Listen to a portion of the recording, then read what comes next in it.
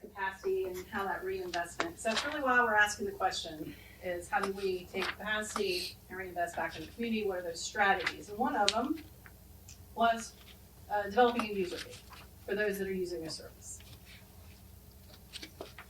We will talk real briefly about background, facts, options, cost recovery. What does the cost recovery look like if we were to establish a fee?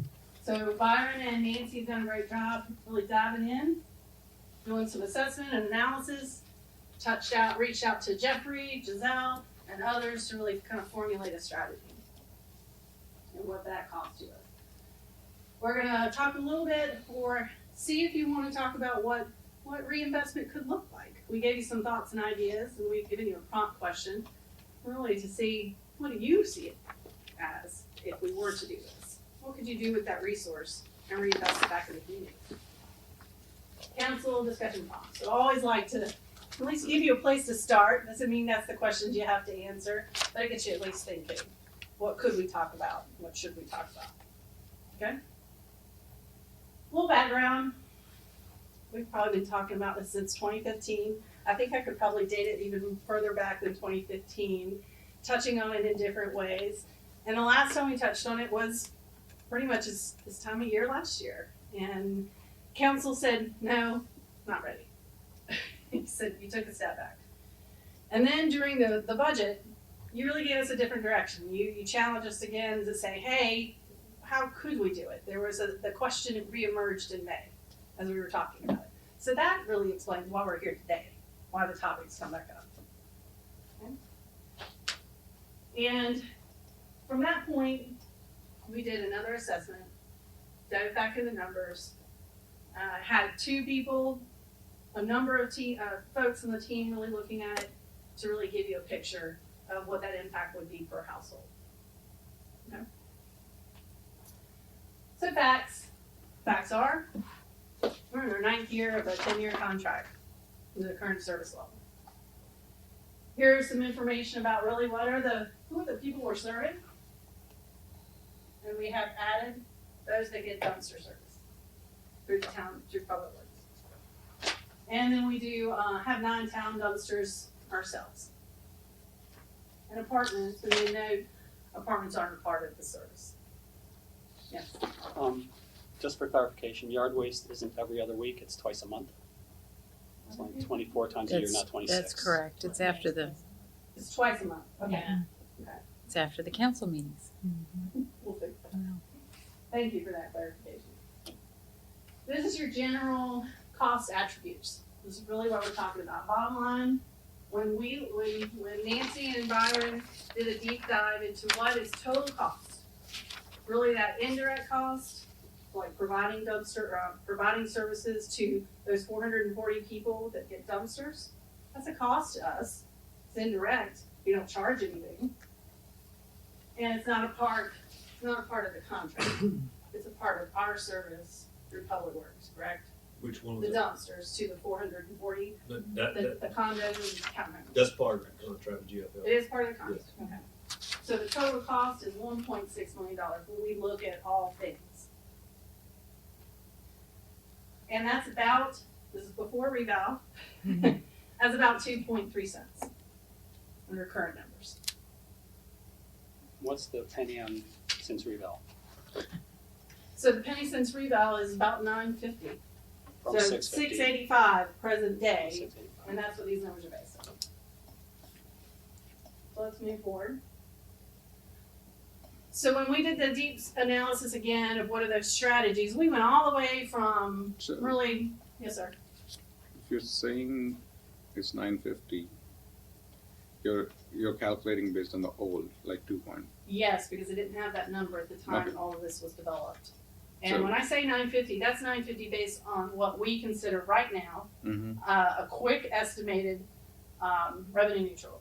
Mhm. So let's park that and let's focus on what is the current value and deal with those numbers, and then we'll have to talk about that. Mhm. Okay. So considering all the options, let me keep going.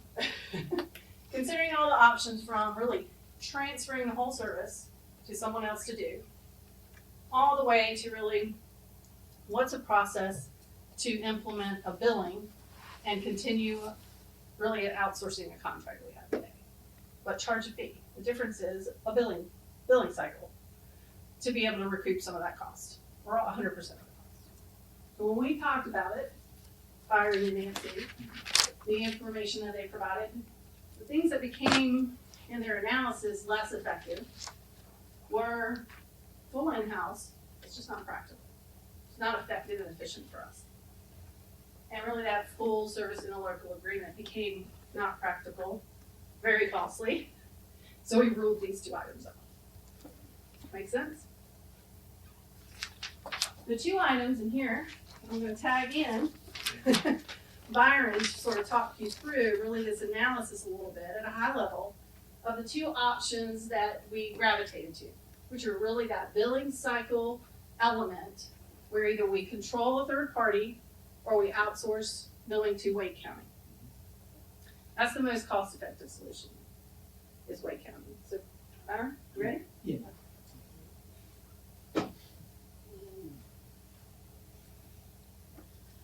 Bear with me. Seeing as how it's my first time in front of you all. Welcome. Be gentle is what he's saying. No change. You're good so far. So the Wake County option would be our use of the Wake County, essentially the property tax method, billing through that process. Obviously, as Jenny stated, this would be the most cost-effective method. It's also the easiest and quickest implementation. We already have the infrastructure set up for Wake County to be able to build that process, seeing as how they already bill the property taxes for the town currently. It is easily transparent. It would be on that on the tax bill for the taxpayer. Just as the rest of the property tax would be, this would just be another line. Additionally, the stormwater is already out there as well. So it would show up very similar to that. This also allows us to continue our current customer relationships. It would be that same process as I stated before. It also allows us to kind of continue with a very high collection rate. Wake County currently collects about 99.5% of our property taxes. So we would expect to see the same with our solid waste service as well, considering that all of it would go in that process. There are some challenges that go along with this.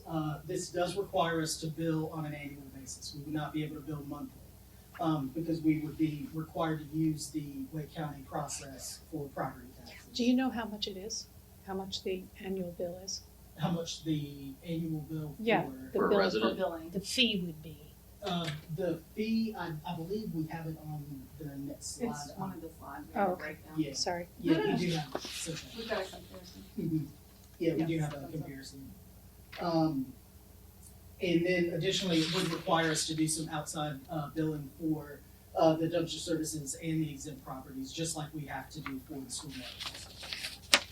What did you just say? Just Yeah. like we have to do for the what? The stormwater For the process. ERU. So there are some properties that do not, that are not collected via property tax, the property tax process. And that's done in-house, separate from that process. So this would require us to continue that process for those particular properties. So to be clear, would those be like churches or other government entities, stuff like that? And how many of those are there? Are there a lot, a handful? Do churches get, There's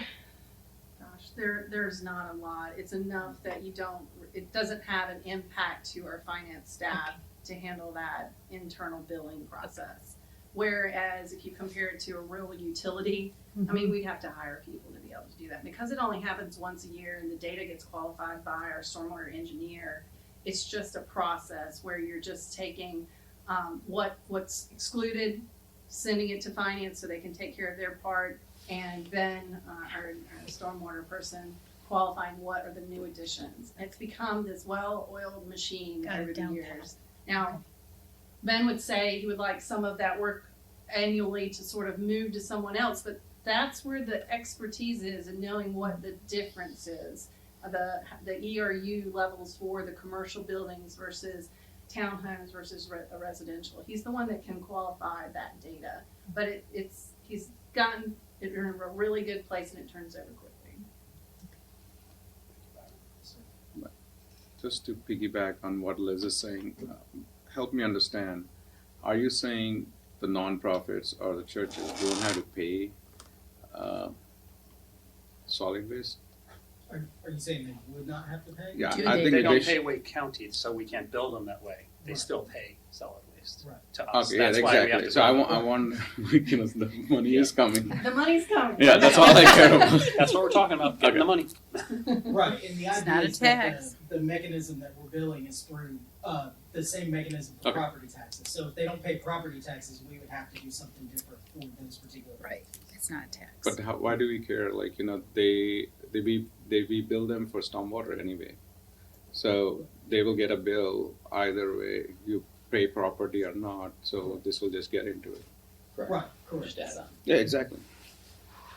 It Okay, is. so, all right, any other questions? Okay. So, there is a second option, which would be a third-party billing option.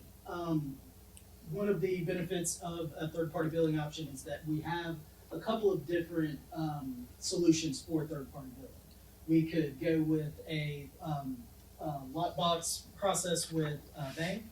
And we can also use a third party to actually send the bills out, and process the collection for us. The fact that we do have some options and we can weigh costs associated with it is a benefit in this process. That also allows us to kind of, have a little bit more flexible, billing and collection cycle. We could, choose a monthly or quarterly option as well as still, process annually, just like we would with Wake County. And we would still be able to manage, all of our regular customer relationships, just like we would with Wake County. Excuse me, Byron. Yes, ma'am. Is that flexible billing and collection cycle, is that for the end user, the homeowner, or is it, do we pick, like, we want it to be monthly and everybody gets monthly? Correct. It would be flexible for the town. So Okay. if we chose a monthly option, we would bill monthly. If we chose a quarterly option, we would bill quarterly. Okay, so But- the end user still doesn't have Right. The a end choice user about. would have, right, the end user would have to be, consistent across the board. I mean, that would be nice. I can sense that would be nice. It's difficult logistically to plan effectively for that. I think that turnover and that multiple layers of types of billings can kind of feel. Yeah, I don't disagree, Ad hoc. it would just be nice if, It's a nice if feature. people had some flexibility, if it was like tunable, so they could, Mhm. then it would be ideal if they could budget and we could budget, but, okay, I mean, if we can't do it, we can't do it. You know, it would be nice if we were able to get folks to be able to pay more in totality of 100% online, closer to that mark. I think that's doable. I think that's reasonable to assume we could get there one day. We're not at that place. People still pay paper. Correct. We still have to process. We still have to send bills. There's folks that just aren't on that electronic digital age these days. A lot Some, of folks? no, not a lot. Like We're what? transitioning and moving closer to it, just like newsletters. I mean, there's one day we're gonna be in the digital phase for newsletters, not be mailing them, but not quite We there have a yet. lot of different ages Mhm. and different needs to consume bills. I like that thought.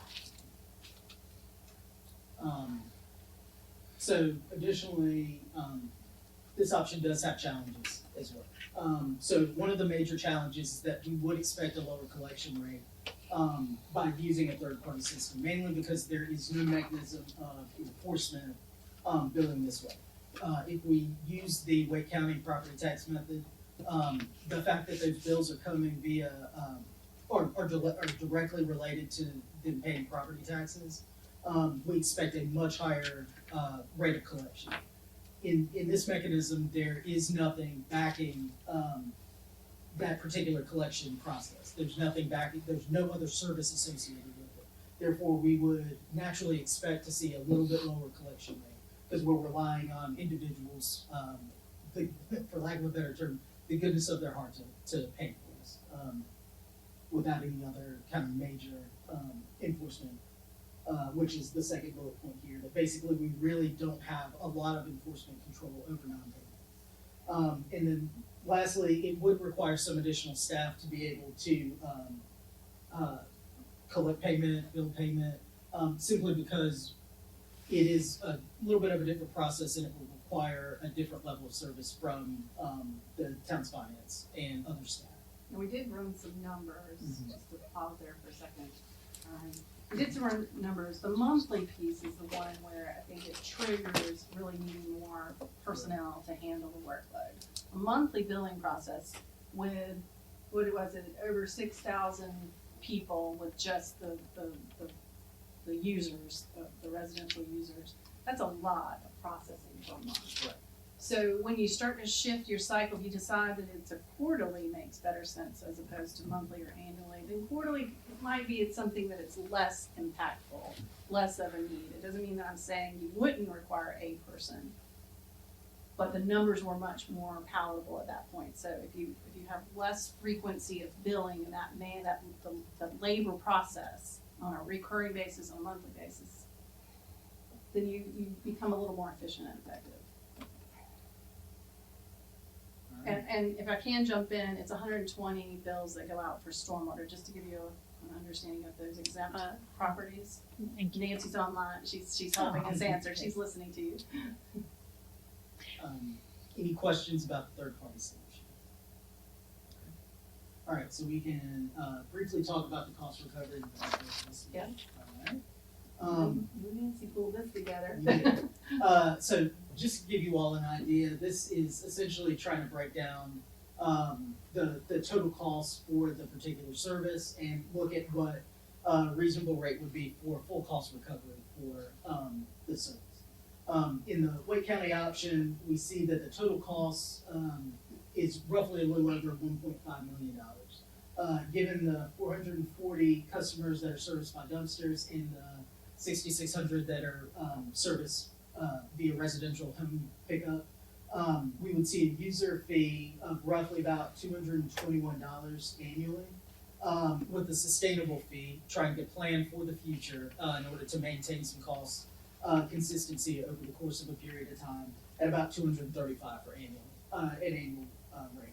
So roughly a little over $18 based on the current costs and a little over $19 based on a sustainable cost. With the third-party option, based on a quarterly billing cycle, we would see roughly about $1.6 million in total costs and about a $234 annual fee and a $250 annual fee for a sustainable fee.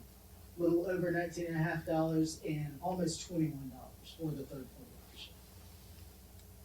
option. So did you at all consider any option, like maybe to step up the fee, like make it, right now we're paying 100% fee, correct? Like, is there any option on the table to pay 50% of the fee next year and kind of step people into this? I just feel like, Ease into it. Right, as opposed to, So I think we tried to look at really trying to figure out what a full cost recovery model would look like for the town, because ultimately, you know, from my understanding, that is kind of the direction that you know, we started to look at this, and we really wanted to give you all a full picture of what it would look like in order to fully recover these costs.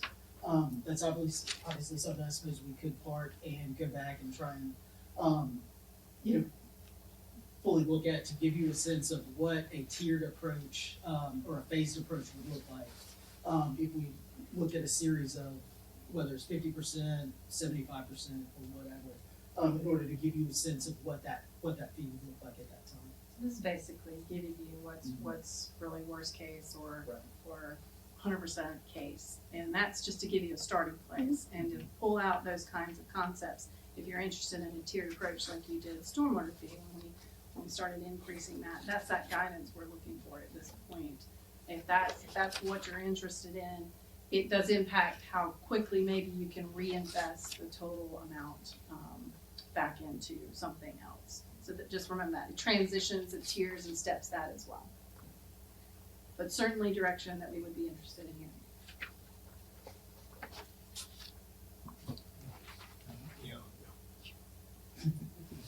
So when it comes to reinvesting in capacity, So, Brian, before we get into this reinvesting, I had a couple of questions.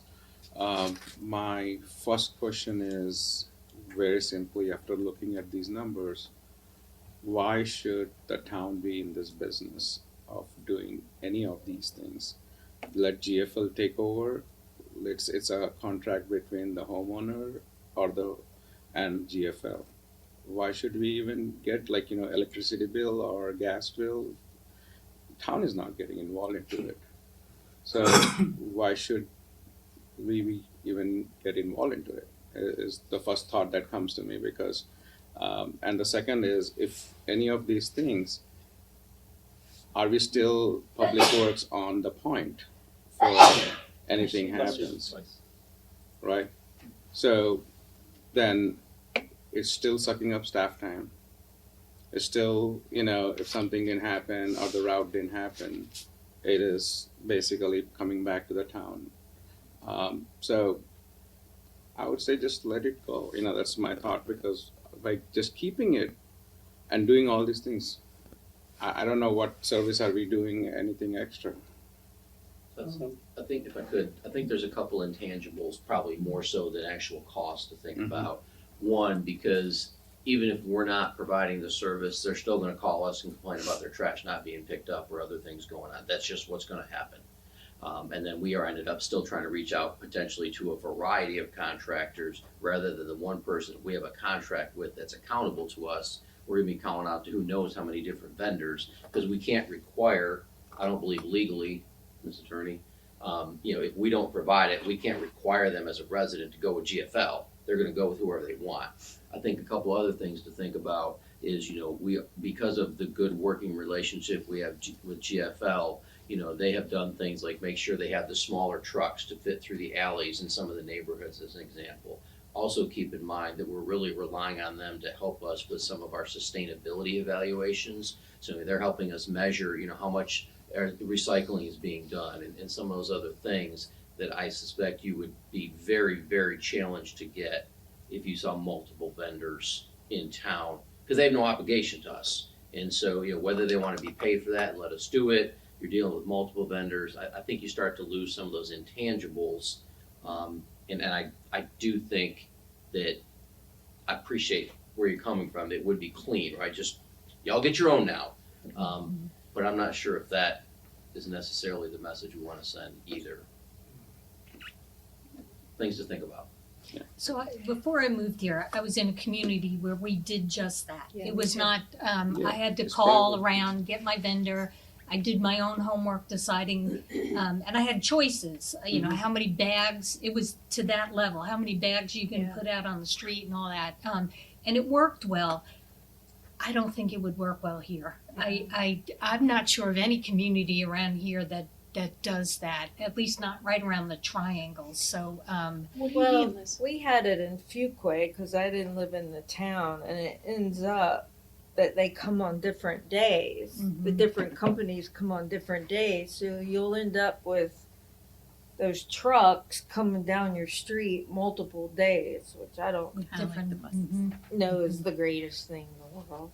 How much more expensive is it too? That's another question. It's because expensive. It's like some dollar, and this was 11 years ago. It's Yeah. $30 a month. In Princeton, 11 years ago, we paid $50 a month. I mean, no joke. So this is more cost effective for the homeowner. But I do take your point, Satish. That's Yeah, I thought about the same thing, Satish. Why even do this at all? But I don't think the public would be thrilled with that kind of an option. no, Honestly, no, I- me either. I think they would have heart Were attack. you They would wanting to rather say us something? manage it, whether I it's forgot what I was gonna say. however they pay for it. Okay. Let me get my thought back. I had something. Well, yeah, like the Mayor Pro Tem said, I think he's brought up some good points about why we don't want to get in this business. So I was thinking that in the back of my head. But one question I had was, would we be able to? There's models out there that I've seen that encourage, that actually have a pay-as-you-throw fee, so that the more you recycle, the less of a fee you pay. But it's very complicated in terms of how it's implemented. But it just caught that we could be do something unique so that the people that recycle more, they're actually paying less of a fee. And it actually pushes more recycling. But I know that one company was coming up Waste Zero, and I know we looked at it. Jeannie, you might remember, we maybe, I think they spoke at our environmental committee, but staff came back even that, was might have been 8 years ago, just said it would be very hard to implement something like that because you have to get your own bags and buy the bags and all that stuff. It But creates a level of complexity and Does then it? there is a Yeah. cost Yeah. factor associated with those types of services. So my other thing was, if we are going this route, whichever route, I'm not vested. I just thought we don't need to get into this business, but it would be good to add composting because sometimes do it, and also the leaf blower thing. Like Carrie sucks up the leaves, because here those bags are like the yard. 20 bags will be filled up with no time. And I don't know, from a sustainability point of view, sucking it up is more cost effective than. So one thing I was going to say right now, the current contract that we have does not include that. Yeah. service. That's the reason I said to factor that also To add into the that in. play. Right, and we are in year 9 of a 10-year contract, so Yeah. we will be looking at, if whichever route we end up going, if we choose to continue Mm-hmm. to provide the service, we would be looking to enter into a new contract, and that's certainly something that we can consider and put on the table when we're putting it out. Before we leave the slide, just as we're talking about cost, something that Byron's and Nancy worked on, was really over the term of a contract, and I'm not sure we would go for a 10-year contract anymore, that's unusual, likely more around 5 years, is that I think it's more typical. Yeah. more typical? So if you look at a 5-year contract window, you don't wanna, as council, you have to establish fees each year, so you get to touch it and adjust it. Remember utilities way back when we had to make adjustments and we couldn't make adjustments. This is gonna be something like that. So considering the contract that we have, and it's a 5-year period, you have to probably consider setting a fee, but you don't have to adjust it every year. That can be a frustrating point for a homeowner to have these changes, and considering a sustainable fee and looking at the bigger picture when you establish a new contract. And that it would be over a 5-year window, could be that maybe there's a touch point in the middle of the 5 years, that 2.5 years in, where you say, okay, let's make sure there's still viability, it's still cost recovering, or at a level that you have said you want it to be in terms of cost recovery. So just wanted to say that before we move off of. While we're still on this slide, I would like to point out that, the cost difference between Wake County and third-party billing is $100,000.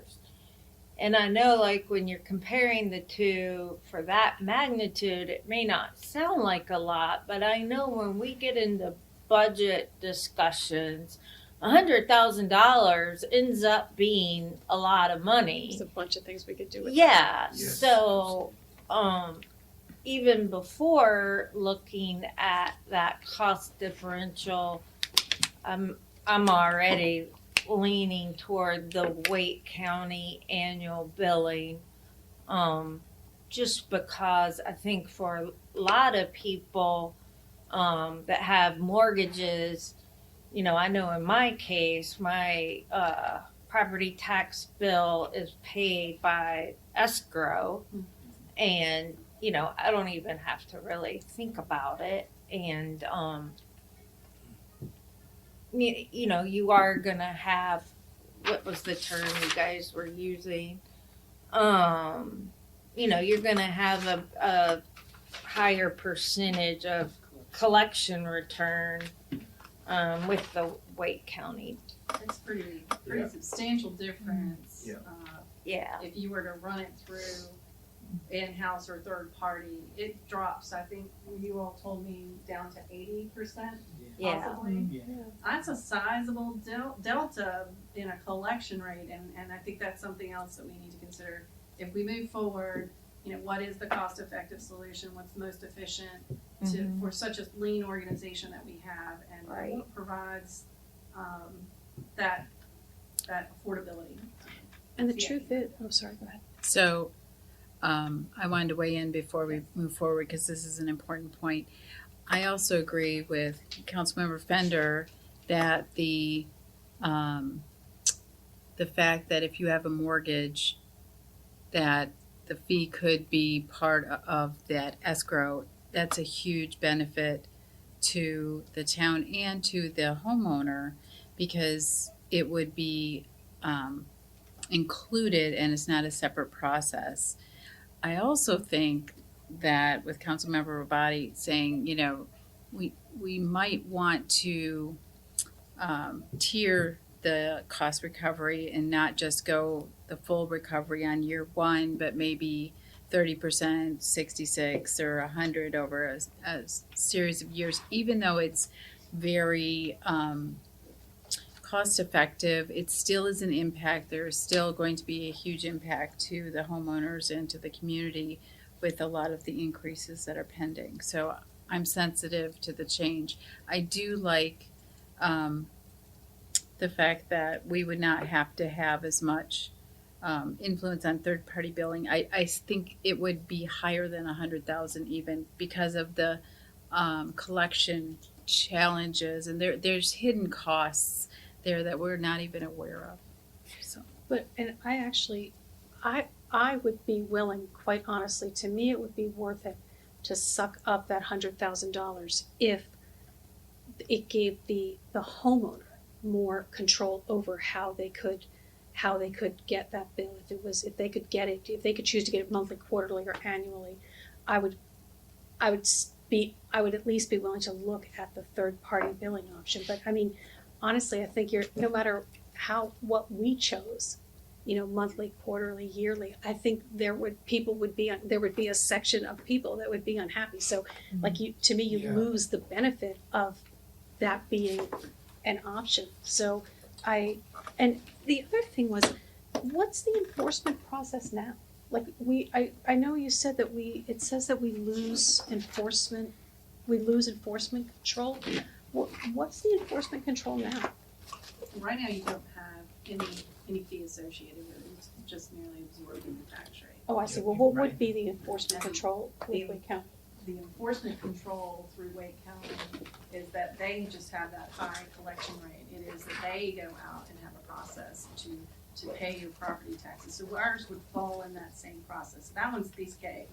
You want to speak to the third party one? What kind of options you have for enforcement? Yeah, so two things, not to lose my thought about the idea of variable billing for individuals. So when we approached the third-party vendors for this, we did not approach it from the perspective of being able to kind of bill variable. So the amount that we have for a billing contractual cost is based on the idea that they bill everyone in the same way. Not that it would necessarily change, we just don't know because we did not necessarily engage them when it came to that. Thank you. But when it comes to the enforcement piece, so there's a couple of different things that we have to look at. Number one, it's the sense that if someone isn't paying and we're providing a service for them, the idea that we would place that bill as a collection, so find some way to collect on them outside of just the idea that they have the ability to pay. So if they don't pay for a few months, whether we use a collection agency, and that fee is absorbed in that outreach process, whether we send it to that set-off, and it's absorbed in the time and effort that it takes staff to do that. All those are factored into this amount. And so as we see that collection rate drop, we see those incidental costs increase because of the staff time and the additional fees that it takes in order to use some sort of collection agency or to use staff time in order to spend time sending it to that set. Okay. In Wake County, Nancy has reminded me that it's primarily through escrow, so that's why the collection rate is so high. Oh. That's the mechanism for it. Thanks, that makes sense. I forgot. Yeah. All right. Other thoughts before we move forward? That was good, second.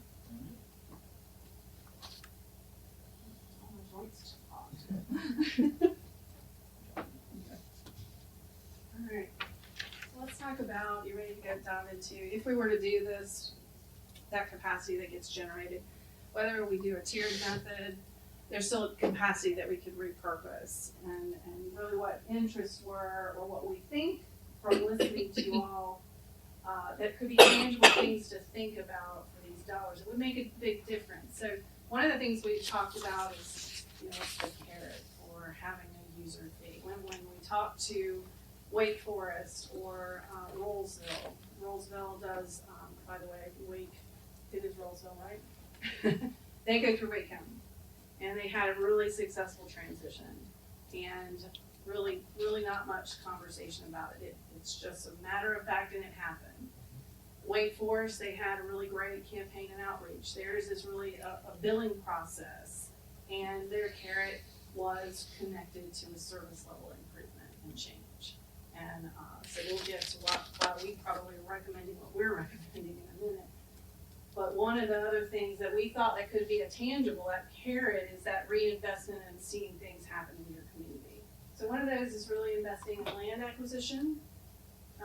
We talked about affordable housing land donation, preservation, town center future phases. Remember, we've got, how much was that land we've got to buy? So we've got 14 properties that we would still need to acquire. Our current market estimate is that that's between $4 and $5 million. And that's not getting any cheaper as we go. And of course, two of those maybe even more problematic with Mr. Shaw. But talk about between $4 and $5 million of property that you would need to purchase before you could realistically have that conversation about phase 2 and what that investment would look like. So that's one thought that we had as we listened to you all through your processes and conversations.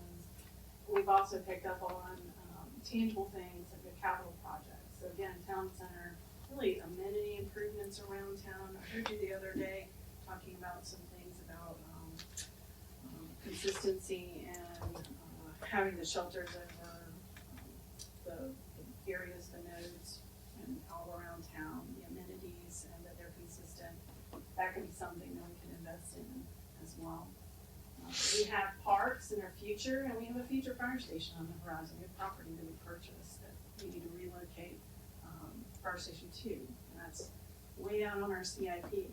That's one of those tangible things that we can project in the future and realign this into. And then I'll always hear pedestrian improvements and transportation. That's intersections, traffic flow, traffic signals. And the new emerging things, enhancing programs. So we've been talking a lot about economic development. You're going to talk a lot about economic development this weekend. And we hope we get good advice and guidance from you. Small businesses is that emerging thing that's really that proof of concept. With the grant, really said, wow, well, look what we can do if we had some money to invest in this particular small program. How do we carry that forward? So this could be one of those things we could reinvest in. Thoughts? This is just to give you a picture. This is really how do you see it in the future. What would you like it to be to? So if I could start, I see the waste fee as a significant part of how we've been doing business for many years. And so these options presented are great and valid, but I don't want to charge a fee and not know where the money goes. I'd like to have a little bit more clarity on what we're using the waste fee for next year, and in perpetuity, it's always going to be helping capital projects related to X or Y, or, maybe we take 1 cent or 2 cents and we create a land fund. I really think that it's going to help our capacity, but we have to be respectful and transparent in what we're getting for that fee. I completely agree. I mean, before we even got the packet, I tried to do a little bit more thinking big picture about, capacity. And the one thing that I decided myself, and I socialized it with a few other council members, or one other, is land acquisition. And I really believe that as we've heard Councilmember Fender talk about more need for open space and parks, I think that, there's just, you know, the fact that the way we've been doing it now is we have Brandon come in and go buy this property, but having a consistent revenue stream to come in and buy the land is really important. I think that, I like where you're going with this though. I mean, I think it's gonna be a hard sell to the public to just say, well, we're gonna do a trust fee and not know where the money goes. But if we can show the public that a cent of the tax rate is gonna go to land acquisition or, you know, that, I think that helps a lot to show them the benefits that they're getting. But whatever, you know, just thinking big picture, but I mean, for me, it was capital projects, land acquisition, and of course, enhancing programs, so. Anyway. No, I agree with all that has been said, but I would say 1.6, put it in land acquisition as so that there's no deviation on the others if we have to collect the money that has to be done, and double down on land acquisition, and then, you know, $4 million in 3 years you're done, you know, for what you're saying, just for the downtown. And even if you want to add like a slush fund for a cent or something, which is now $9.50, which is great, so that's almost 2.5, 2.7. So you can buy good properties, you know. So that way, the people know. I agree with what Vicky is saying. Town center, economic development. So we don't want it to be diluted. You know, have one thing to say. Everything is going solid there. So I agree with using the money for land acquisition. From a messaging perspective though, I don't think for the public that it's enough to say land acquisition. I think that you have to paint the picture for the public of what is the benefit. Land acquisition on its own is not a net benefit to the public. Land acquisition for a park, land acquisition for town center, land acquisition, like what are we, you know, like having the plan, socializing the plan of what we're actually going to do with the money that's going to improve people's lives, I think is where you get I think that's where you get the buy-in. Like I agree that I think land acquisition is top priority for me for sure. But I just think I just wanted to get that out there that from a messaging perspective, the land acquisition fund, which will, you know. I think Ann is spot on. I totally agree. Yeah, and Because I would say to you, okay, so then when you're done buying that land, you can let the fee go away. Like, or are you buying up all of Morrisville? You're gonna fee me for the rest of my life? And that's what, so the messaging is critical. This That's what I'm morning, saying. well, my wife brought up this morning when I was having a cup of coffee with her before I left, when I told her we were considering a solid waste fee, she like freaked out because she was like, well, we're doing it this way under the tax rate, and taxes are going up in Wake County every year. So what are we gonna get out of just doing a fee? And I told her land use, and she was like, well, that's not good enough for me. That's what she said. So I think we have to paint, what kind of land are we gonna buy? Or can we put some of it to parks or greenways? I mean, I don't know. I think if we're gonna message it, I think it's going to connect the most with the residents to connect it to parkland. Yeah. I know we need land acquisition for the town center. However, from a lot of what we hear from the residents, we most often hear that they want more green space and parkland. So if we're gonna message it, I think we need to connect it to green space and parkland. I mean, maybe we can somehow encompass town center or town green with that. But I think Ann is correct that if we just say land acquisition, that doesn't tell the resident, like, that's too vague for them. It touches on really your core value of what you all touched on the bus ride and your little brigade exercise. Is transparency is really important, and land acquisition is really important, and then connecting to people. For me, I'm going to take a little further is that socialization of why are we doing this? What are you getting? And that is very critical. And Wake Forest, they gave us really the script. And they had an amazing campaign, and they were very successful in transitioning to a user fee on a monthly basis. So what was their Yeah. messaging? Yeah. So we've got all that material. It was really the carrot of a service and level improvement was their piece. That's how they sold it to the community. Service? A service level improvement. They changed and adjusted something in the service they were providing for the fee, for introduction of the fee. And it transitioned very well, and they socialize. I love that socializing plan. They've socialized it very well, and they moved it forward. You had something else? Yeah, it can't, as much as I'm in favor of dedicating some portion of the budget to land acquisition, this is not the right way to do it. It needs to be something that's more long-term, sustainable, kind of, otherwise, I will tell you right now, I would say to you, okay, well then when you bought all that land, then you can stop billing me. It needs to be, and honestly, the reason we're doing it is to gain capacity for service, operational services. So I think that's a smarter way to go, quite frankly, than something so tangible as and has a kind of a limit as purchasing land. I don't know that I would use that marketing for this. Can I you would give an use that- example, Liz, of the kind of thing you're talking about? like pedestrian safety and police and fire safety. Those are, or Parks and Rec. We want to enhance senior services, and we can't because we don't have the capacity to do it. Those are kind of long-term services that are going to only, and the public would understand, are only going to increase over time. And therefore, you need this kind of funding mechanism to help with that. It's just a finite buying land. That doesn't do it for me. No, I 100% agree. But that's the need of the hour, But I think I'm not good in messaging. However, you want to message has to be in a way that it is sustainable.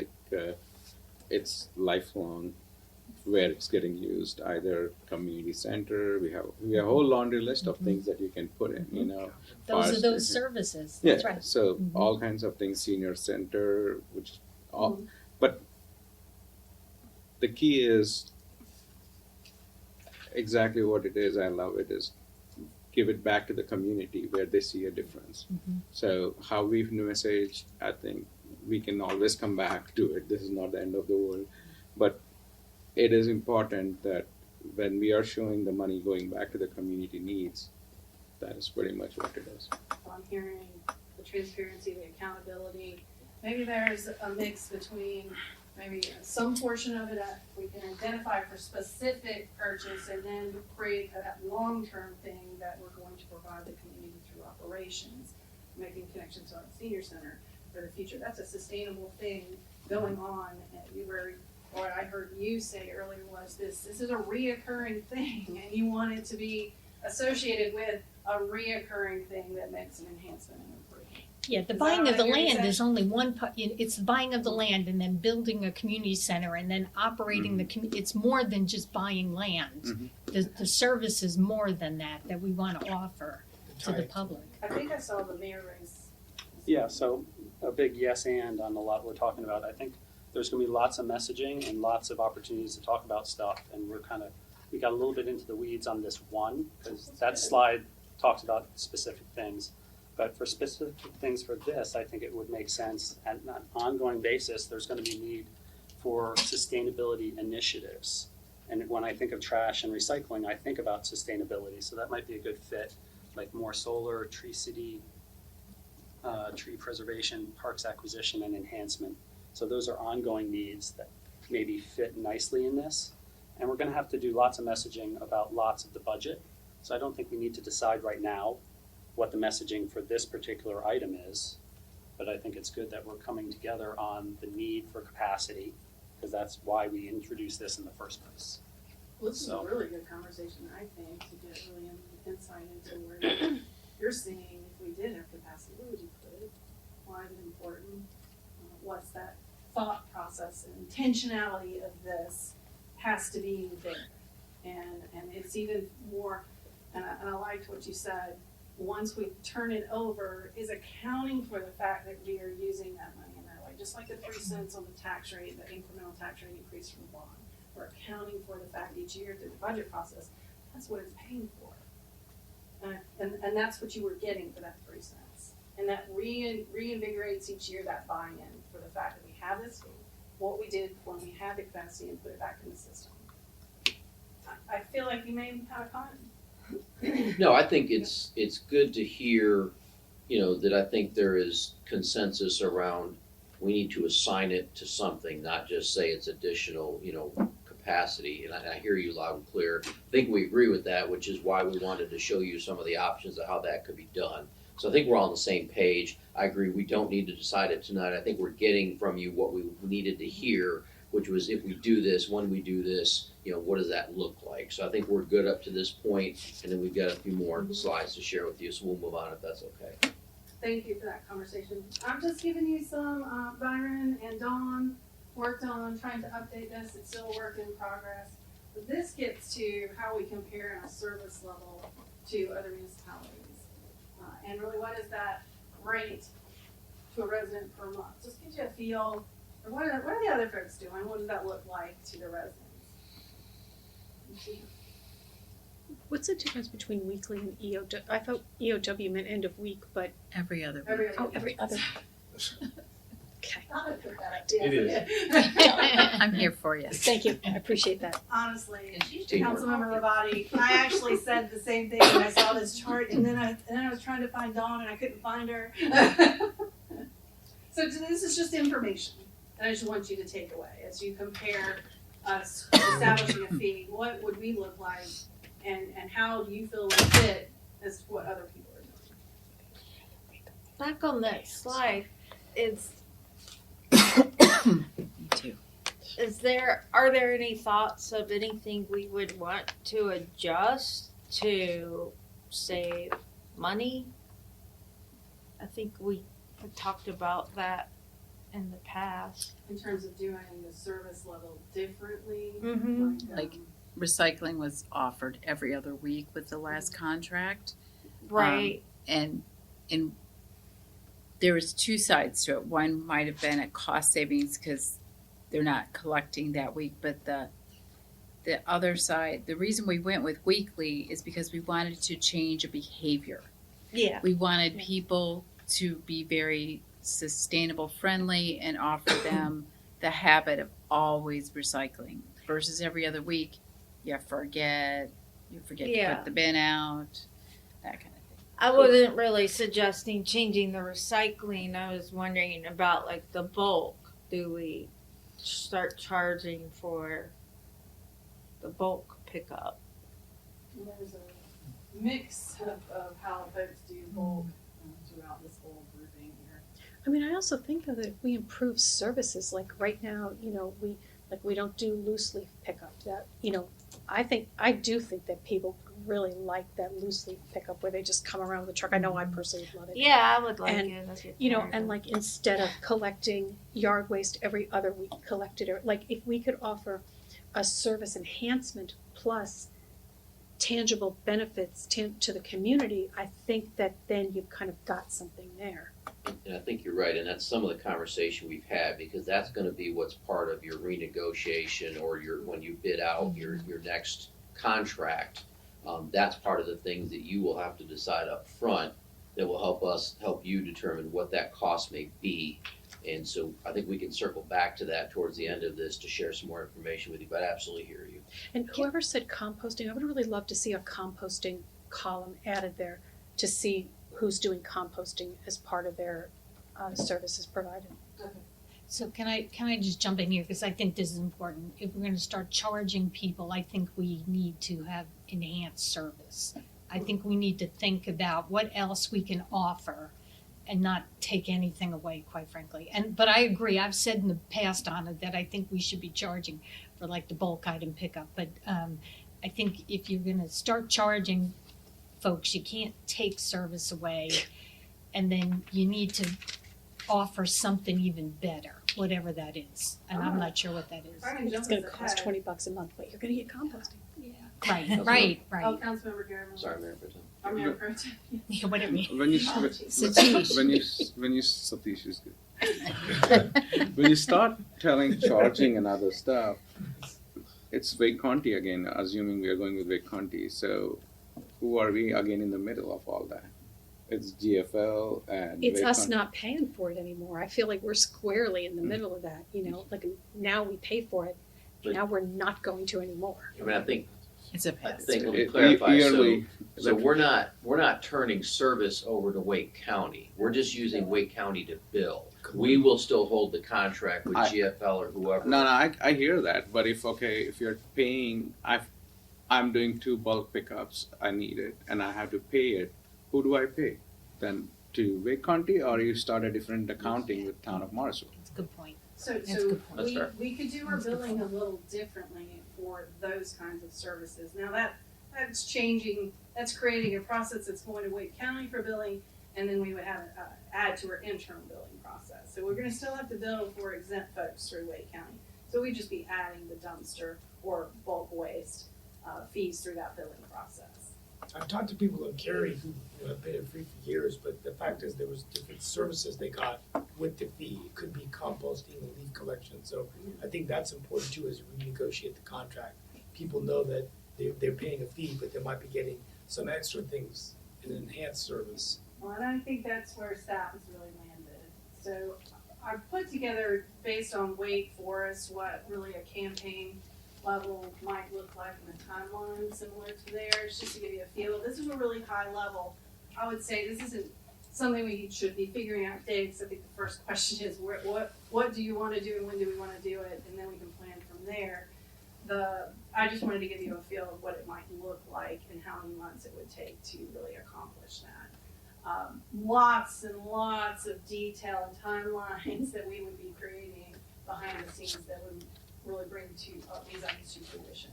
I just want to, go ahead. No, and I would just like to point out, with the Wake County option, we would need to let them know, because of the process of getting it on the tax bill and when those go out, we would need to let them know by early February in order to get that test process started and be able to get everything kind of implemented if we were to go with something this particular year, this upcoming year.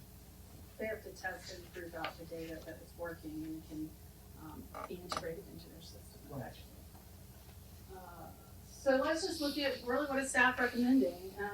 After really taking a step back, really starting fresh and analyzing all the different ways in which we can accomplish this, and recognizing that we have one more year left on that contract. The timing, because we didn't implement it last year, the timing is maximizing the negotiation of a service contract.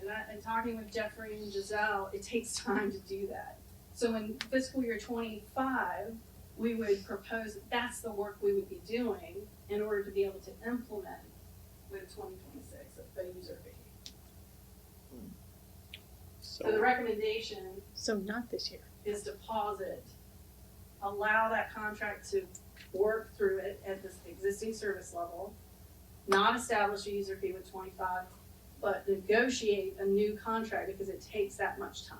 Jeffrey, about how long was it? Well, I mean, we would issue an RFP in probably the fall, and then based on council's input, if they want to enhance services, we could always have a base bid, and then we have alternate bids to give you options to look at that process, so you can then determine, okay, do you want to enhance this service? If so, this is the cost of it, and then that way that user fee could be calculated based on what those costs are. Right now, we're basing this off the 1.5 million, but that's a 10-year-old contract. We know that cost is going to go up if you just keep your services the same without any enhancement. So what we propose to do is, like Jeannie said, let's hit pause, let's get the bid out, look what services we can enhance, and then make an educated decision with the information you have as to what level you like to do. You may look at it and say, I want to give you a menu of options to choose from and say, okay, I want to do this, and I know this is the cost of it, and here's what we need to offset or increase that user fee to take into account. I don't know what the manager's is. I'll look to Mayor. Oh, the mayor's. Thank you. Sorry. So is the recommendation that we don't gain any capacity this fiscal year? Correct. That's not what I'm looking for. Gain capacity through user fee. Gaining capacity this year, I was hoping that it would happen last year. That's It why did I not said, happen last year. and it didn't. So I'm not sure. I would like it to happen this year. So respectfully, we can charge on this current contract the user fee, and then we'll renegotiate next year and we'll adjust the fee as necessary. But I don't see any reason to wait a year because the contract is good. It's two separate things. The contract has nothing to do with the fee, really. It's the services. So we're providing the services, we're charging a fee for the services, and then next year you might get more services, you might get more of a fee. So my only concern with that model is that we, so right now we saw the math and it's $20, it's $235 a year. But next year it might be $35 a year. And I'm wondering if I think that's problematic to put in a fee this year and then we don't know what that might be. But I can tell you 10 years later, I don't see it being that close, and I just am wondering about the kind of not the optics exactly, but the Psychology of it. well, I think it's problematic to start off with a fee and say this is the fee for collection, and then the next year have a jump. I think that's problematic. But isn't that doing what you had suggested, a tiered system? Well, I guess it is. But I was talking about a tier where we build in some relief for the residents of a new fee that we're issuing. I was talking about like the fee's going to be 20 and we'll pay 10 kind of thing. But like if this year it's going to be 20 and next year it's going to be 35, it's still going to be. I'm just saying that it's still going to be a big hit. That cost is not going to be fixed. So, I'm just putting that out there. No, I think I agree what you're saying because I was under the same assumption. Till we don't know the new cost, how are you basically pushing something? And also for the sake of transparency, yeah, we'll collect it. So you're double dipping using the same thing because you're providing service as part of the tax that you're paying and also collecting solid fee, which was free before. Now you're adding it. So you're double dipping into the same funds of people. And that's how I look at it. How are we Double dipping doesn't. Double dipping because right now, the $1.6 million is coming as part of your algorithm or taxes. So you're saying that we shouldn't do a fee at all because the fee is double dipping? Not now, because next time when the contract is getting done, then we are parting, saying that we are not doing it, and that is what is happening. That's not double dipping. But when we ended return, sorry. I think this is strange. So We're gonna have a different I option like it. tomorrow. Sorry that the cards were not brought. My fault. I We'll like have it. different options tomorrow. Okay. I think this is a really healthy and important discussion. I'm not going to weigh in whether I am in support or not in support of this fee this year until I have more discussions about all the areas in our budget that we're considering. We need to consider holistically, the impact of an adjustment to the tax rate, how that affects programming, how that affects operating expenses. And then this is part of the mix. If we don't activate a fee until next fiscal year, what is that impact? So I appreciate you sharing that, it will help with capacity in the next year, because that's true. But there's also a valid point about we don't know if the waste fee will double with the next contract because of every cost and every project, That's 10 every years. it's just amazing. And that kind of messaging and about the contract cost is valid, genuine, transparent, authentic. now charging a fee so that we could get extra capacity. Let's see what we actually need to get, and how we get there is part of this discussion. Go ahead. Oh, no, you were next, go ahead. No, but I mean, the only concern I have is when we defer this to this year, I, like the mayor, was assuming that we would have the 2.5 cent capacity this year. And so for me, that's what, I mean, I wanna go through this retreat, but I thought it was a good opportunity for us to reinvest that tax capacity to enhance the services across all of Morrisville. I think whenever we look at the tax rate, we have to look at, when I'm out there talking to people, people want their tax dollars invested in their greenways, they want invested in their parks, they want it invested in open space, all these things, enhance their services. And so it's like, I mean, I was surprised, I assumed that we were gonna do it this year, which I think would be better for us, because then we could begin, Fiscal year Deploy- 25? yeah, so that we could have excess capital to do things with. And so, I mean, you know, I don't know, that's just where I was thinking. For the whole year, I thought, before we got this, that we were gonna do it this year, and that we were gonna have the 2.5 cents to reinvest and do things this year. Well, it's a little sad on really what you told us in May.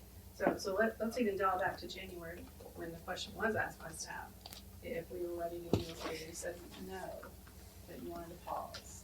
And then in May, that time, you said, can we do it? Could we get it done? That was the question that you sent us back to do. And we're telling you, if you do Lake County, they're gonna need to know now. If you want to do third-party, option, that's more flexible. That's more flexible in that we need 120 days to be able to turn that around. You also need time to roll it out. So when you gave us the green light in May to go back and start again, that's what we were working with. And when we sat back to look at it, and then we look at the big picture of the other things that we have coming online, potentially that our homeowners have to deal with, our property owners have to deal with. And when you couple that with the fact that you have only 1 year left in a service contract, and then add on to that, those that have already paved the way for this kind of conversation and listening to their approach, they aligned it to a service level improvement. And they felt that was success. So we took that information in at the time in which you said go and reassess. And we felt very strongly that this maybe is the best route. Considering that there's unknowns, you would have to deal with a user fee adjustment in a year, because you're gonna have contract inflation, because you're gonna potentially change the service level, and you're gonna have to make that adjustment. And that's another type of outreach that I believe you would have to do. So when you put the big picture together, that's just where we landed. It is council's decision to tell us what to do and to go, and that's what we're looking for. Yes. So this conversation for me, part of this conversation, or a really important piece of this conversation, is what we're overall what's going to happen to our residents this coming fiscal year. And we have a reevaluation discussion to talk about that, for me, plays very heavily in this conversation, because the public is going to see potentially an increase in their property taxes. And so I don't want to hit the public with all kinds of fees and taxes and in one fiscal year. So that's number one. I think that matters. I think that's important, and we should think about that. And then I agree with the whole tying this in with the whole contract conversation at that time, and understanding what the contract may or may not be. Will we enhance any kind of service or not? And what the true costs are. And even then, to Ann's point, even then we could still choose in fiscal year 26 to phase it in too. It potentially doesn't have to be 100% recovery day one. It still could be a phase in, but based on information that's real. And if we're talking about a 5-year contract, we'll have some real numbers to look at for at least the first 5 years to work with, versus now kind of speculating what or not. And then the last thing I'm going to say, Jeannie, in your presentation, you calculated what the cents on the tax rate is today, but that's not accurate because that doesn't take into account the revaluation. So instead of 2 to 3 cents, it's now Probably. 1.5 to less than 2 Yeah, cents. somewhere around Okay, well, that kind of matters. I need to think about that too. For me, that matters too, so. And the tiered suggestion, going back to Councilmember Fender, even if there's an increase or a decline, that tiered, it's a strategy we can look at, it certainly makes sense to me. I am hearing what Councilmember Scroggins Johnson is also saying in Maynard, is maybe you need to hear the rest of the information and retreat, and we can circle back to this. Get all the things, Yeah. the big picture, all the things you wanna do, and hear what are the other capacity things that we need to be working with. This isn't a one item fix, it's a hybrid multiple solution to achieve many, many things that we want for the community. So maybe we need to park it and circle back to this after you've heard the other bits of information. But during the retreat, I'm sorry, but during the retreat, were we hearing from the staff and the administration about, capacity and where we're at and what we need? That's what I want to hear from the administration in terms of that we have a new manager, like where we are, Yes. okay. So Honest assessment. yes, I mean, we will be talking to you about, we just completed our mid-year check-ins with all of our department heads, so to check in on FY '24 budget and to understand where they are with their new initiatives, making sure that we continue to increase our efficiency of spending, if you will, so that we're spending the money that is provided by council to do what council asked us to do, to reduce any carryover, to reduce lack of spending of funds.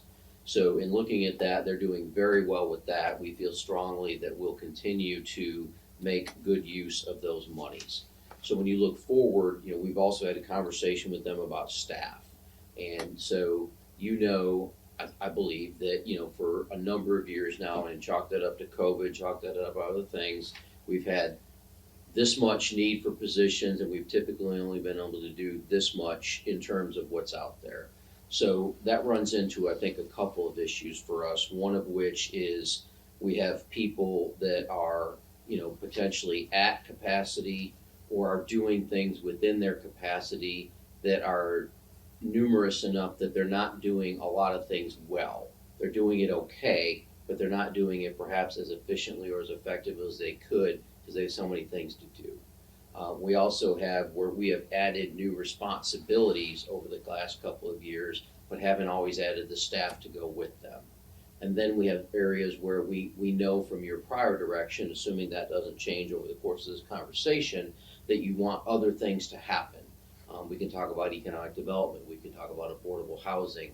We know when, for example, we open the town center, we don't just open town center without staffing it. That's minimally 2 staff, 1 Parks and Rec, 1 Public Works, and that's minimally, and that may be, an understatement.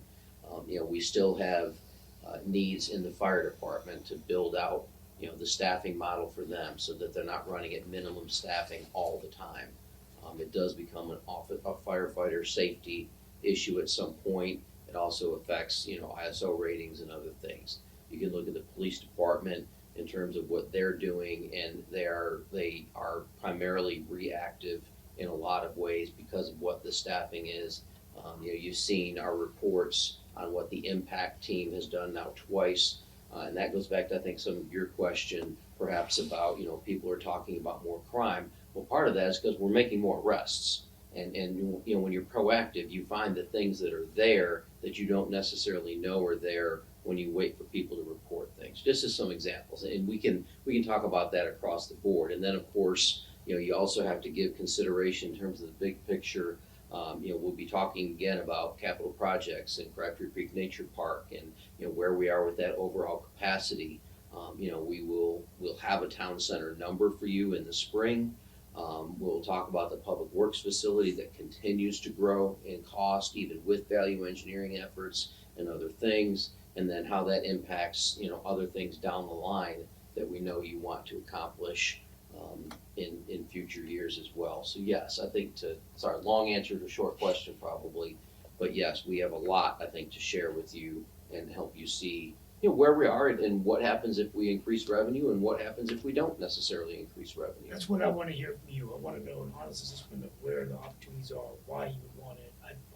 I think all of us, I think myself, completely believe in the staff. And if you as our top executive come in and say, this is what we need, I'm going to stand by that. I want to know, what do you need?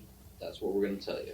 In the context of understanding that there's only so many resources. But I think I don't know that we do ourselves or you a favor or justice to come in and say, well, we know it's a tough year, so we'll only ask for this. I think particularly with the reval year, it's a big number. I get that. There's a lot of conversation to be had there, but it's the time to show you, where are we at essentially since the last reval in terms of what hasn't perhaps been done. And, as we continue to grow and we continue to take on different facilities and different responsibilities like that, our job is to show you what the need is, and then of course to work with you to fill as much of that need as is practical given with what you're comfortable doing in terms of reval and or perhaps a solid waste fee in the future. And we've been putting the capacity thing with solid waste fee in front of me for a while now as an opportunity. It's one of those ways to generate capacity. The other one is your reevaluation is the opportunity we've also been saying is important to talk about them together and getting all the information they can inform with it. So you all have touched on really these prompting questions. I just want to say, as we stepped back and took a look at it at the time when you said go, we considered all things and really said, maybe this is really the recommendation at this time considering the big picture. It really is, we're asking you, what should we do? What would you like us? What is your guidance to do? Either to implement a fee with 25, or really do we go through a negotiation effectively with a service level change and then align it with the user fee at that time to create capacity? Do we do a tiered solution? All right. Really good conversation to kick off. This was great. You gave us a lot of insight and I really appreciate it. We did it without ground rules. I know, it was amazing. Go us. That's what's good about having the same council. And let's give Byron a hand. And Trial by warm Good job. fuzzies rather than fire. And Nancy's online, been answering questions right and left. Thank you, Nancy. Thanks, Thanks, Nancy. Byron, Thank we you. went easy on you this time, but next time. I know. Anything for the good of the order before we recess? Yeah, well, yes, I was going to say no, but I'll say yes. So again, thank you for that conversation. I think that's exactly what we need to talk through and understand where you're at so we can evaluate that and try to help you with, modifying perhaps our options. But I agree with Jeannie, let's spend the weekend talking through some various budget pieces and parts. And then once you have more of that information, it may better frame things for you in terms of whether we do a solid waste fee now or next year. What you want to think about in terms of how much of a potential reval, holding those pennies, are you considering? But again, I want to do that not from what are you comfortable with, but I want to show you what we have first and then let you use that to help put into context perhaps how many pennies you might consider, and we'll go from there. But yes, thank you. I think a good meeting. So for tonight, this room will be secured. If you want to leave books and things in here, you can.